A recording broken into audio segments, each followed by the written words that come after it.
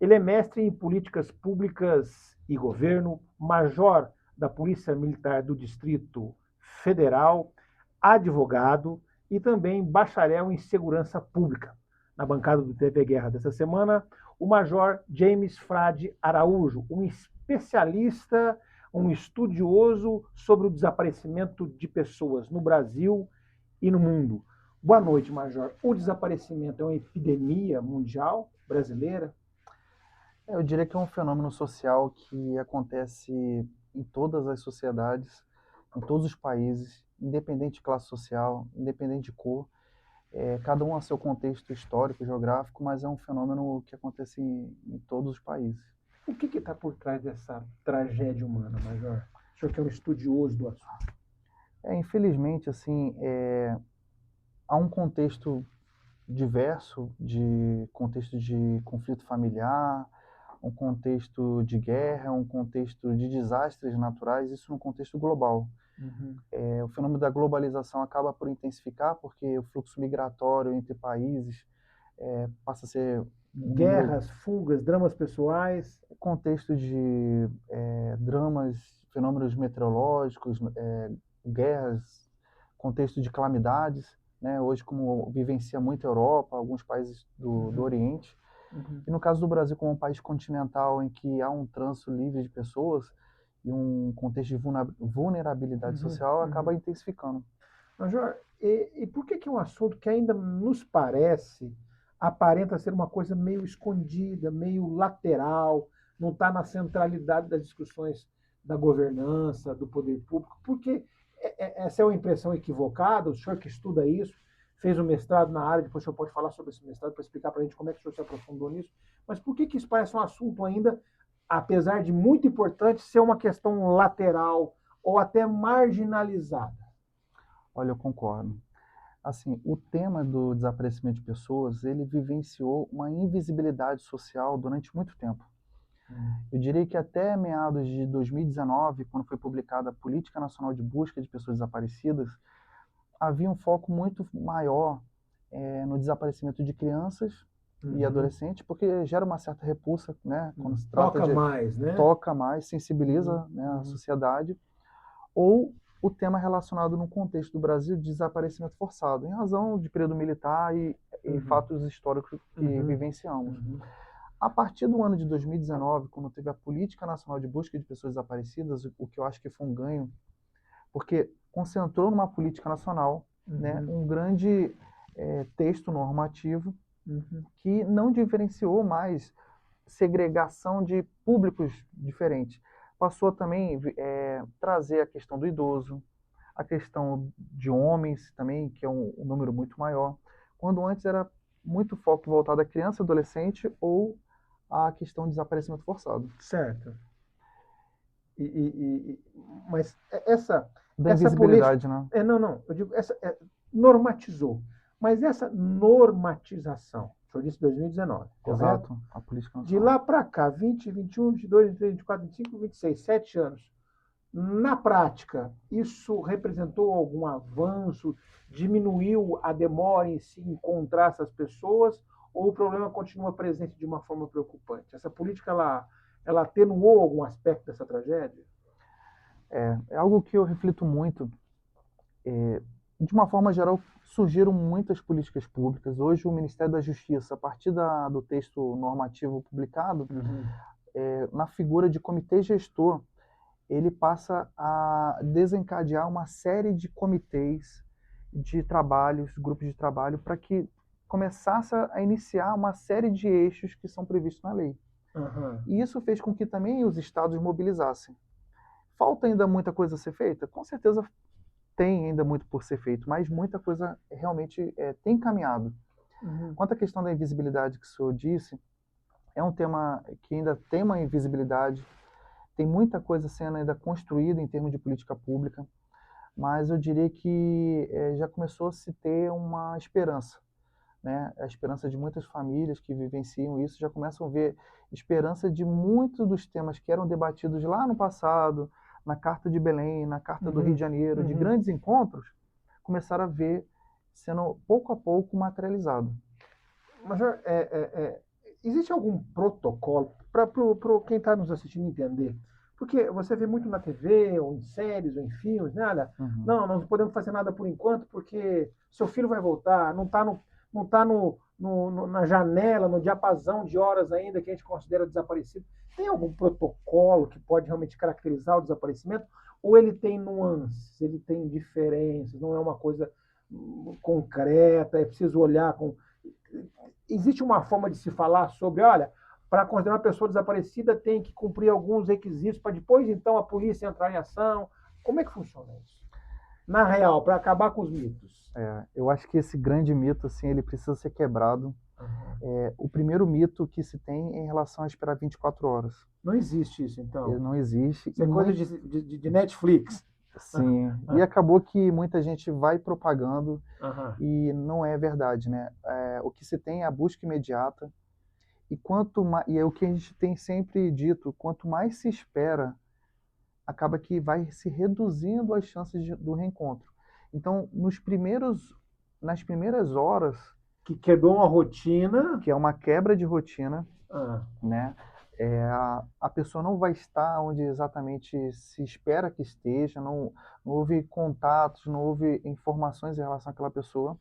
E a partir disso, a partir do momento que o familiar ou terceiros ou pessoas próximas identifique essa quebra de padrão ou de rotina, de imediato deve sim ser acionado as quem que instituições essa pessoa policiais. aciona? Qual a instituição que deve ser? Ah, você tem um filho que desapareceu. Na sua. Você não, peraí. Esse padrão É, não está correto.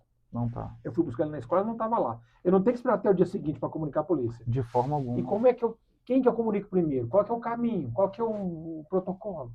Imediatamente a polícia, ou a polícia militar, ou a polícia Meu filho civil. sumiu. Exatamente. Procura, liga o 190, ou Ah, procura uma viatura, ou a delegacia mais próxima, para que imediatamente passe a fazer parte de um conjunto de protocolos também institucionais que existem ah. hoje aqui no Distrito Federal, para que a busca inicie de imediato. E não pode haver, aí também pode ser um mito ou não, mas não pode haver uma má vontade da autoridade. Não, peraí, seu filho desapareceu faz 40 minutos, já está procurando a polícia. Calma, ele está com a namoradinha, ele saiu. Não, sua filha saiu com o namorado, mas ela vai voltar. Existe essa má vontade de quem está do outro lado do balcão? Ou o cidadão não precisa se preocupar com isso? O cidadão fica, mas será que eu já devo procurar? Ou meu filho está dando trabalho? Como é que fica isso? Eu diria assim, que como fenômeno social, no Ah, passado, colocando homicídio, roubo, havia esse mito. No ah, passado, isso ficou para trás não. porque a partir dos estudos, né, das pesquisas, das construções de política pública, isso foi ficando cada vez evidente o quanto que o desaparecimento é sim algo muito urgente e que precisa de uma atuação muito rápida, porque quanto mais passa o tempo, vai se reduzindo o tempo, a possibilidade do reencontro. A autoridade policial, então, também já está treinada a encarar dessa forma. Sim, Ela não vai diminuir a preocupação não porque vai o pai chegou minimizar. não vai minimizar, não, mas só são 2 horas. Ele vai cumprir o protocolo e como é que é esse protocolo? Porque é uma coisa assim, para o leigo, como eu, você chega para a autoridade e fala assim, olha, minha filha, minha mãe, meu pai sumiu. Existe já um caminho, existe uma rede de contatos dos policiais, é feita uma busca, como é que funciona isso? Aqui no Distrito Federal Por foi exemplo, publicado a Política Distrital de Atenção Humanizada ao Desaparecimento de Pessoas. como é que funciona? Ela tem três vertentes: uma vertente de prevenção, uma vertente de enfrentamento e uma vertente de assistência às vítimas e familiares. Certo. Então, no âmbito da segurança pública, a partir do momento do registro da ocorrência, do boletim de ocorrência, Ah, é feito uma comunicação por meio de uma rede integrada de atenção humanizada ao desaparecimento de pessoas, ah, em que constam integrantes de diversas instituições de Estado, ah, e é bom ficar claro que não só de segurança pública, também envolvendo a parte de assistência social, a parte de saúde, aham. defensoria pública e vários outros órgãos, para que a partir dessa comunicação é feito um cartaz institucional para que conste o número da polícia caso alguém venha identificar uma Aquela pessoa. pessoa O é que, como se fosse um difusor, tanto para o grande público como para as instituições. Por exemplo, Exato. hospitais. Também. Não, ele está aqui internado aqui, deu entrada agora, levou um tiro, enfim. Isso, a partir do momento que o hospital recebe uma pessoa sem identificação, Ah, então é natural que ele vai procurar as polícias, né, para que passa a possibilitar a identificação daquela pessoa. E também, a partir da rede integrada de atenção humanizada ao desaparecimento de pessoas, a Secretaria de Saúde vai receber esse comunicado. E tem um banco de fotos Tem um banco de fotos, tem Instagram, tem rede social em que todos os integrantes desses órgãos, pelo menos os pontos focais, participam. E uma coisa interessante também que acontecia no passado, e ainda vez ou outra a gente encontra, é que os familiares, no afã de tentar também acelerar o processo de identificação, buscava fazer cartazes com números particulares. O que isso gera como consequência? Infelizmente, muitos aproveitadores, estelionatários, vão procurar essas famílias, vão fazer trote, falando que, encontrei seu filho, mas eu preciso que você pague alguma coisa, e aí acaba gerando uma expectativa, uma esperança, mas na maior parte das vezes, frustrada. Então, o protocolo prevê, então, recomenda-se que a família, ainda que naquele ambiente emotivo, de imediato procure a polícia. Procure a polícia, e aí os números que estarão lá para qualquer denúncia ou recebimento de informação são os números das instituições que fazem parte desse sistema. Das e não da oficiais, família. Isso. E um outro elemento assim que é bem importante, quando envolve crianças, que dentro de um conjunto num contexto, se identifique que ela tem um risco potencial e emergencial, também existe o protocolo chamado Alerta Amber, em que a partir do momento que que as autoridades policiais identificam essa certa emergência, a foto dessa criança ou adolescente, ela vai ser propagada também no Instagram. Então, as pessoas dentro de um raio de aproximadamente 100 quilômetros vão ter acesso receber de forma obrigatória. Isso é como se fosse uma difusão geográfica mesmo. Exato. Vai receber a foto da pessoa com as principais informações daquela criança ou adolescente que desapareceu naquele contexto dentro daquele raio. Existe um perfil dos desaparecidos? Como se comporta, como é ou como age uma criança desaparecida e como age um jovem adolescente desaparecido e como age um adulto? Existe um estudo, como o senhor mesmo fez? Tem esses perfis ou não existe esse perfil? Não existe. Ou ele é muito difuso, muito fluido? Não existe, e existe sim, né? O Fórum Brasileiro de Segurança Pública, até antes dessa política nacional, ele já vinha acompanhando dados de todos os estados e tentando organizar ele para tentar gerar umas classificações mínimas, né? Com a política nacional, o que veio também de ganho? A tentativa de se criar um cadastro nacional, e esse cadastro nacional ia começar a ter um detalhamento maior de dados e padronização de boletim de ocorrência entre todas as polícias. Certo. A partir daí, o que acontece? A gente passa a começar a ter uma clareza dos perfis. Aí, vamos lá. Quando é criança e adolescente, geralmente é conflito familiar, pode ser tráfico de criança, né? Tráfico internacional, adoção ilegal. Uma vez ou outra a gente vê, no caso aqui de Brasília, a gente tem um caso conhecido que é o caso do Pedrinho. Ou em casos de 30 anos, né? Algo assim, né? A gente percebe também casos em maternidade ao longo do país. Sequestro, aquela coisa toda. Estrangeiros que vinham para o Brasil tentar fazer uma adoção ilegal. Ou como acontecia muito no Brasil, a questão da adoção brasileira. Vai aumentando a idade, ali no contexto de adolescente, então tem a questão de relacionamento, questão de tentativa de suicídio. Ou a pessoa, conflito familiar. Aí ele quer sair de casa que não aguenta aquele ambiente. Violência doméstica, estupro. Aí vamos subindo a régua um pouco da idade, um número significativo já vai envolver homens negros, né? Ali entre aproximadamente 20 e poucos anos até 40 e poucos anos. E a semente disso? Por que o homem negro ele desaparece? Aí o contexto do Brasil é como um país continental que tem um contexto de drogas também muito forte. Então, a gente tem envolvimento com organização criminosa, envolvimento com alcoolismo, envolvimento com drogas. Mas a raiz é o racismo estrutural. Ele é uma vítima do racismo estrutural, em tese. E aí ele se envolve com ambientes e atmosferas que são mais Propícias. propícias para que ele desapareça, ou por morte, ou por desconexão com a família, Sim. ou por decisão própria, ou por vício. É isso? Eu diria que além disso, eu diria que um contexto de vulnerabilidade social. Mas, Ah, além disso, é comum a gente encontrar, às vezes, uma pessoa, um advogado, o médico, que também vai estar no contexto de morador de rua. isso Envolvimento muito. muito, muito. Não é tão incomum quanto se Não é tão pensa. raro, Não. mas quer dizer que eu posso estar olhando para um morador de rua e ele tem uma formação superior, Com ele, certeza. isso acontece Acontece de muito. fato e concretamente? Acontece muito. E o que levou aquele sujeito, que em tese fazia parte, pelo menos no nível intelectual, do topo da pirâmide social brasileira, está na rua como um andarilho, como um pedinte, e tem uma formação que. O que é isso? É esquizofrenia, fuga, desalento? O senhor traduziu quase que tudo.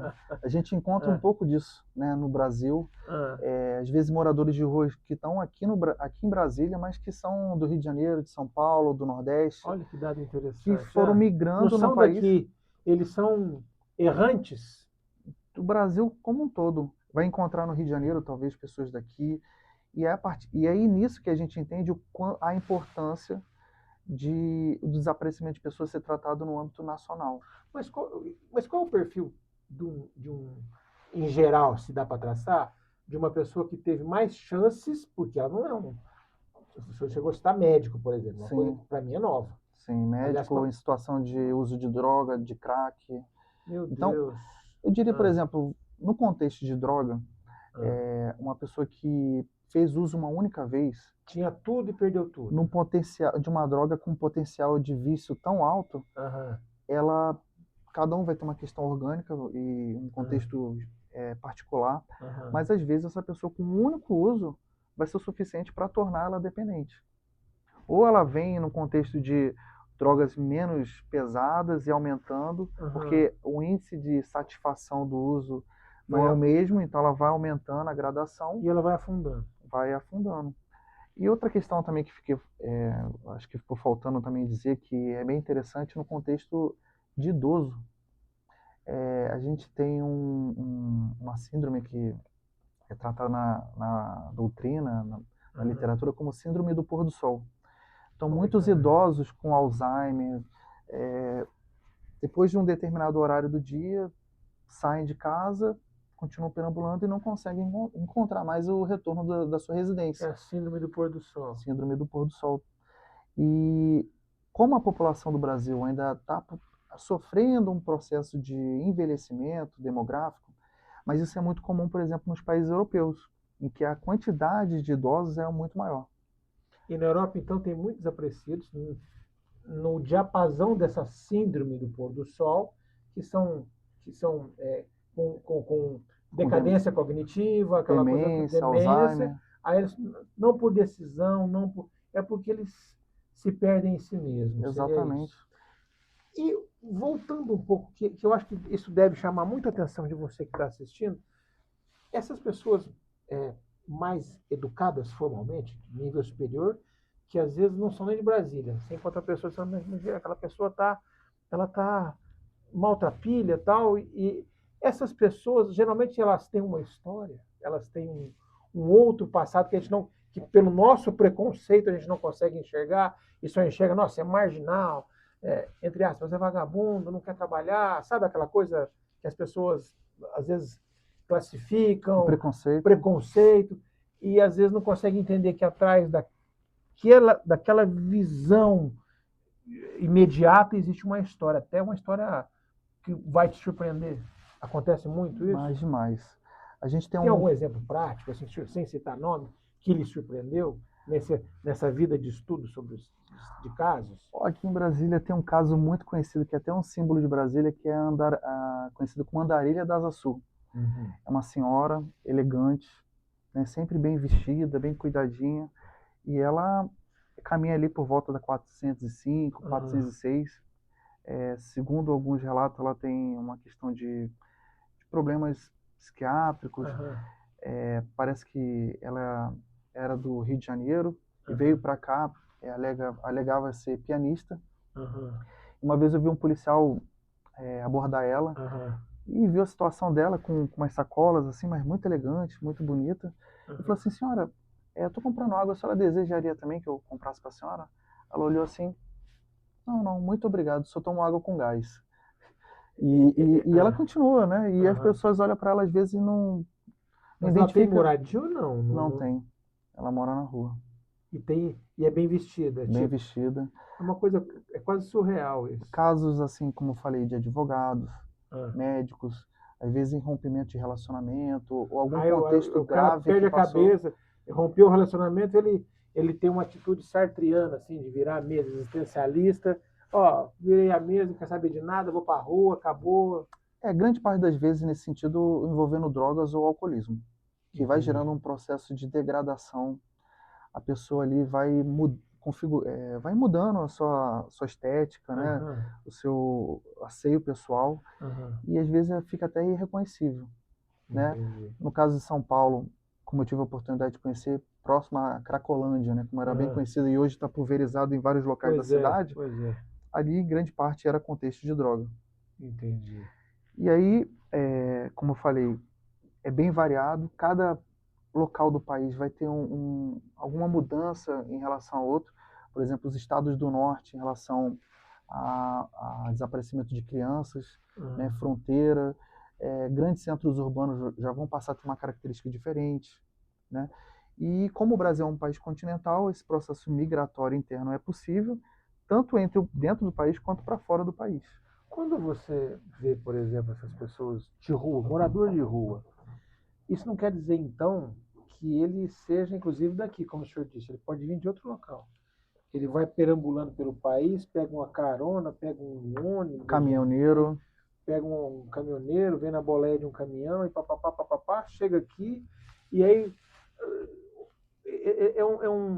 é um errante que às vezes está em fuga de alguma coisa e tem aquele desaparecido convicto. Eu quero viver assim. tem. Tem. Tem Como é que é esse muito perfil? baseado, a própria nomenclatura, assim, são três grandes classificações Vamos de lá. desaparecimento, né? Ah, Tem um desaparecimento voluntário, em que a pessoa conscientemente decide, né, ah, desaparecer, geralmente fruto de conflito familiar, ah, estupro, algum contexto familiar complicado. ah, Tem o desaparecimento involuntário e o desaparecimento forçado. O desaparecimento forçado é fruto de uma privação da liberdade, geralmente orquestrada por algum agente público ou com a aquiescência dele. E entendi. o involuntário é desastre ou por a Mas pessoa como é não. que é o forçado para ele estar tá fugindo de alguma coisa?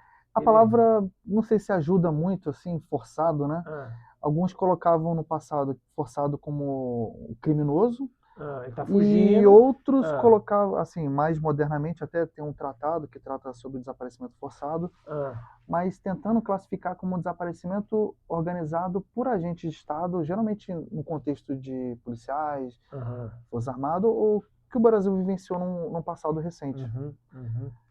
Então, ou seja, o desaparecimento, existem os desaparecimentos que nunca vão ser solucionados, né? Porque essa pessoa desapareceu, morreu ou foi assassinada. Aí tem a questão, né, Tem um vão, filme que é, relata bem ah, isso, eu até indico assim para quem ah, está assistindo, ah, é o filme Som da Liberdade.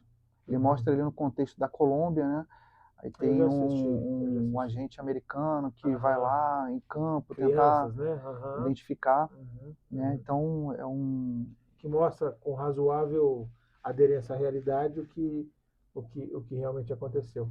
E a questão de desaparecidos políticos, por exemplo? Isso também é contemplado nesses estudos do senhor? Por exemplo, vamos no contexto histórico, né? Foi a Operação Condor, por exemplo. Né? Uhum, Nunca vai achar né? Desaparecimento, pessoas jogadas ao mar, de um lado ou de outro, enfim. sim. Isso também é classificado dentro desse estudo? É, a, já tem algum. Logo após o processo de redemocratização, Aham, então foram inauguradas diversas comissões da verdade, com ampla participação social, no intuito de tentar identificar Alguns foram, outros não. familiares, cemitérios clandestinos, Uhum. né, que pudessem estar com envolvimento nisso. No caso do Brasil, né, também, e cada país teve a sua caracterização. Na Argentina teve um número também muito significativo Com de desaparecimento, Com no certeza. Uruguai, Chile. principalmente também. Major, é possível dizer, por exemplo, se eu perguntar agora para o senhor, hoje nós temos um número de pessoas, qual o atual número aproximado de desaparecidos no Brasil hoje? Existe esse número? Existe. É interessante a gente falar em números, né? Porque aí começa a saltar os olhos. No Brasil são em torno de 203 pessoas, aí varia cada ano um pouquinho para mais, um pouquinho para menos. Desaparecidas por dia. Meu Deus, no mês? Meu Deus! Por ano varia ali aproximadamente entre 80 mil pessoas. Dados oficiais giram em torno de 56% de pessoas retornando, sendo localizadas. É isso que eu ia perguntar. Desse contingente, metade é encontrada, é isso? Isso, no contexto de Brasil. Aqui no contexto de Brasília, a gente tem em torno de dados assim, aproximadamente de 6 pessoas ao dia. Em Brasília. Em Brasília. E aí, então quer dizer que em Brasília desaparecem 6 pessoas ao dia. Essas são as estatísticas. Isso. De quem são esses estudos? Qual que é o órgão? Da Secretaria de Segurança. Mas a gente também tem um dado muito bom. Né? Ao mesmo tempo que a gente tem esse dado, né, até por uma questão que eu diria de... O Distrito Federal ele é bem estruturado em termos de órgãos públicos. Certo. Então o acesso de pessoas ali para registrar acaba sendo também bom. Porque está na capital do país, né? É outra estrutura. Imagina num rincão desse. Exato. No norte do país, populações ribeirinhas, sabe? Onde a lei não chega de uma forma adequada, a estrutura urbana é diferente. Tem uma dificuldade.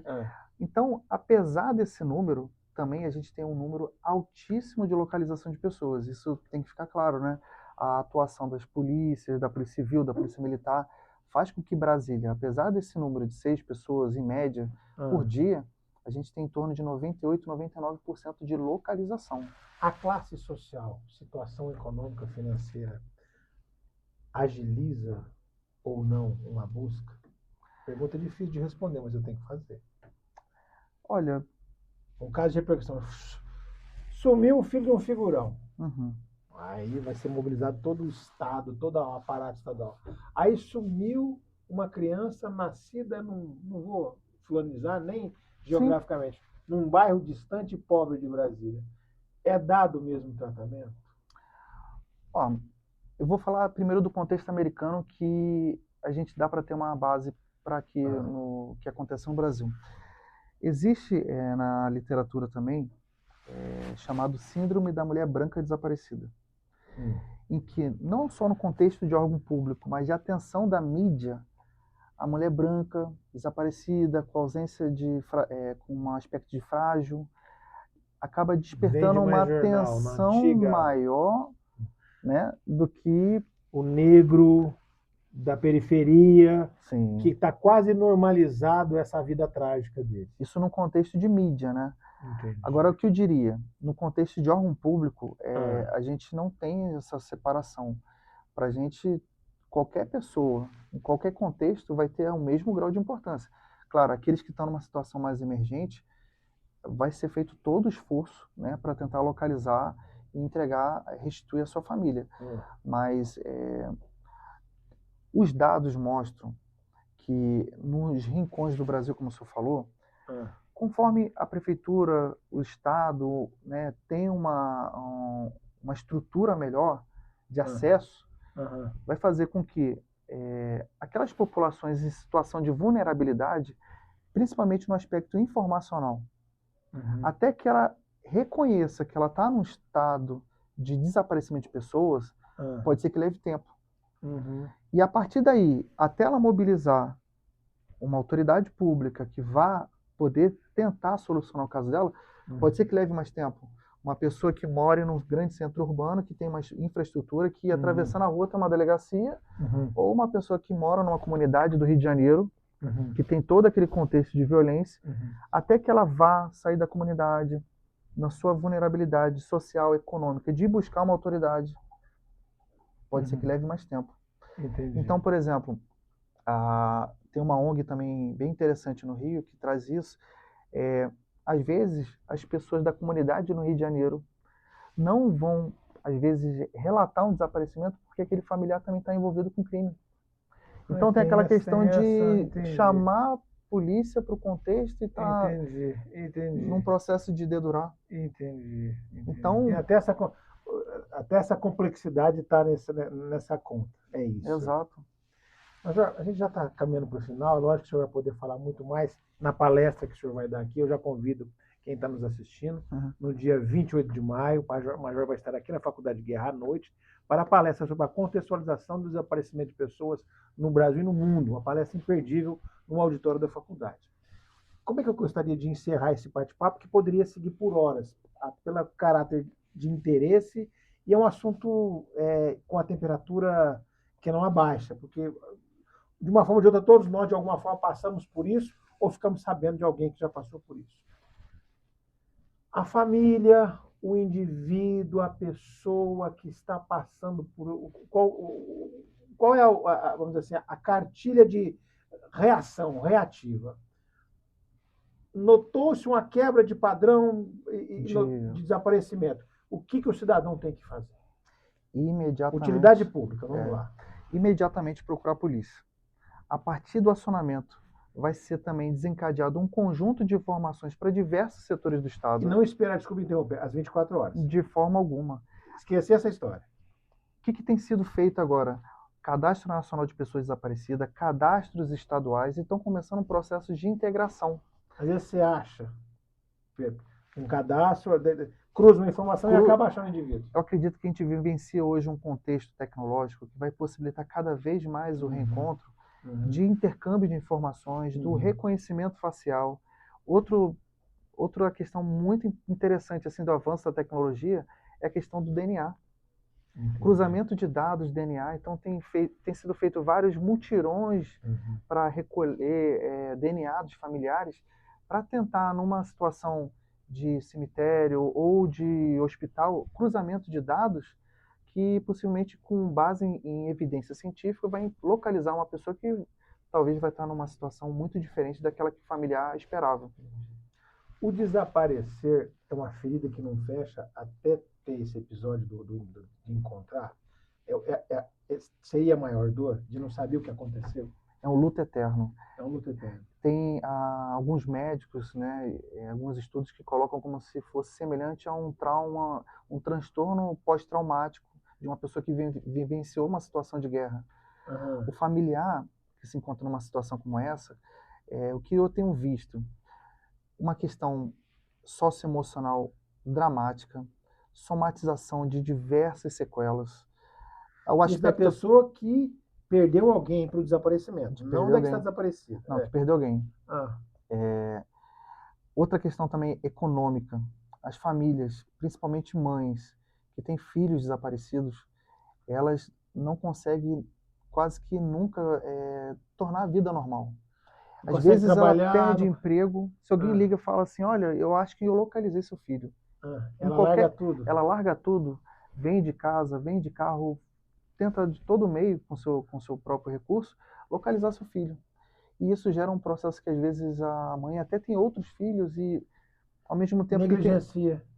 Acontece. Porque ela tá num torvelinho de acontecimentos, numa espiral dramática de dor, de ansiedade, e não consegue olhar mais de uma forma organizada para a vida, é isso. E para essas mães... A tragédia não é só de quem desaparece, né? Não, é terrível. Eu acho que também foi até fruto de um prêmio que eu ganhei da Escola Superior de Defesa, em que eu tratei o desaparecimento de pessoas como um problema de segurança nacional e um problema também a nível internacional. A nível internacional, a gente tem, na minha visão, pouco normativo que auxilia. A gente tem um tratado de pessoas desaparecidas mais voltado para o âmbito de desaparecimento forçado, mas o que é desaparecimento de pessoas no Brasil não é o mesmo que na Itália, não é o mesmo que num país árabe ou que num país oriental.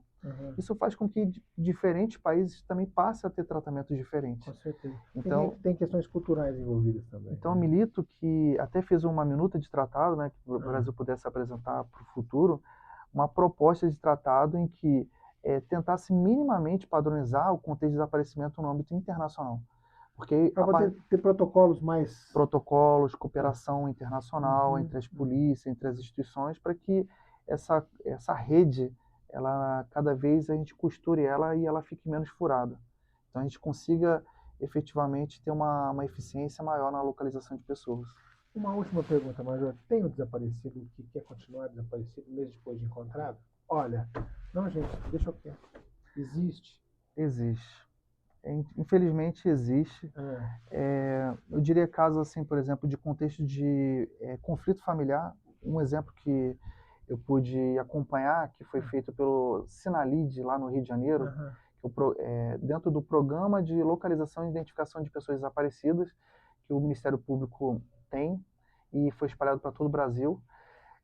A mulher, ela não queria ser localizada em razão de um contexto de violência doméstica, mas ela foi identificada saindo do Rio de Janeiro, fazendo uma carteira de identidade no Detran, e ela era colocada como desaparecida.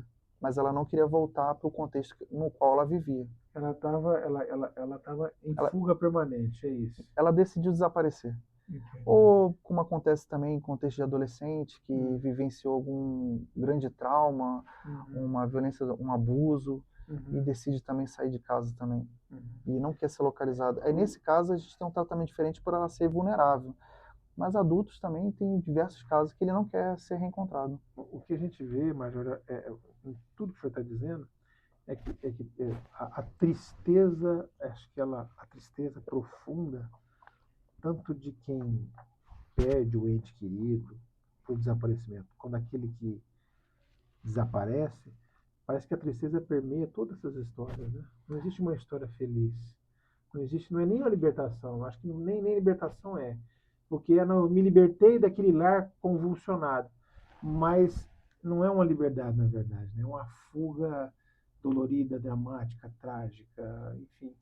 O que eu vejo, tudo que o senhor disse, é que tem o fio condutor, me parece ser da tristeza profunda. É isso que o senhor encontrou em seus estudos? Para a gente finalizar.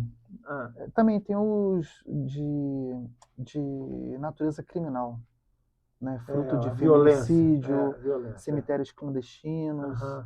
Mas mesmo diante de todo esse contexto de violência, trazendo o lado agora da família, mesmo que a pessoa queira desaparecer, o familiar também tem direito à informação, de saber. Mesmo que aquela pessoa não quer retornar, mas vai ter a informação, ó, a pessoa foi encontrada, tal, mas não deseja ser reencontrada, e às vezes vai estar num abrigo de uma assistência social, mas ela decidiu não ser reencontrada, mas vai ter esse direito à informação.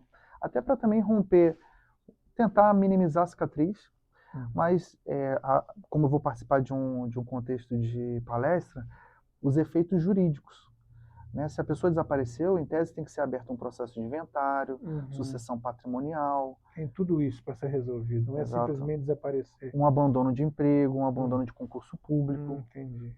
Então tem todos os efeitos, por mais que a pessoa decida, em razão dela ser pessoa, né, no direito, tem todo um conjunto de regras e de direitos ali que vão estar orbitando aquela pessoa. Então vai ter que ser dado soluções a cada uma delas. Major, eu agradeço muito a presença do senhor, parabéns pelo trabalho realizado, que é um trabalho silencioso e ainda pouco visto, pouca luz sobre esse trabalho. Mas é por meio desse trabalho que o senhor consegue, em âmbito nacional e talvez até internacional, iluminar um pouco uma questão que é tão presente na vida de todos nós, mas que até bem pouco tempo, o senhor estava dizendo, 2019, 2018, ainda não tinha um tratamento adequado, nem mesmo pelo topo da autoridade nacional. Essas coisas vêm mudando, mas ainda existe um longo caminho. Eu acho que esse tema vem ganhando um amadurecimento social de quanto o fenômeno é complexo e merece um tratamento diferente. E eu gostaria de agradecer muito a minha instituição Polícia Militar, que me possibilitou a oportunidade de se aprofundar nesse tema e sempre me oportuniza isso. A Secretaria de Segurança Pública, que trouxe esse tema e abraçou ele hoje na Subsecretaria de Integração e Política de Segurança Pública, o Fórum Brasileiro de Segurança Pública, que tem um trabalho também fantástico nisso, o outro grupo de pesquisadores que eu ajudei a criar, que é a Rede Nacional de Pesquisadores de Estudo e Pesquisa em Desaparecimento de Pessoas, e todas as ONGs que eu acompanho que vivenciam isso diariamente, a ONG Mães da Sé, Mães Virtuosas e tantas outras. Muito obrigado mais uma vez, Satisfação. Major. E eu convido a você a participar da nossa palestra no dia 28 de maio, aqui na Faculdade de Guerra, no auditório, quarto andar, com o Major da PMDF, James Frade Araújo, não tem o D, Exato. falando sobre um assunto tão emergente, tão presente e tão sério de todas as sociedades, da brasileira a todas as sociedades internacionais. Até o próximo programa. Obrigado.